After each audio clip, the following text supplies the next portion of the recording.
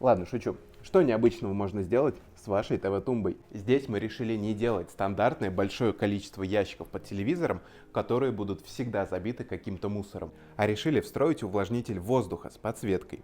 Теперь он не просто выполняет свою функцию по увлажнению, но и смотрится как камин. Вот такая интересная противоположность назначения и визуала. Вживую это смотрится нереально круто. Рядом с ним можно проводить целые вечера и разбираться в своих мыслях. И, кстати, тумба выполнена из того же камня, что и стол, поэтому композиция смотрится единой. Хотите сделать себе стильную и практичную мебель для вашей квартиры в Москве, то пишите в комментариях «камин», и мы отправим вам примеры других наших работ.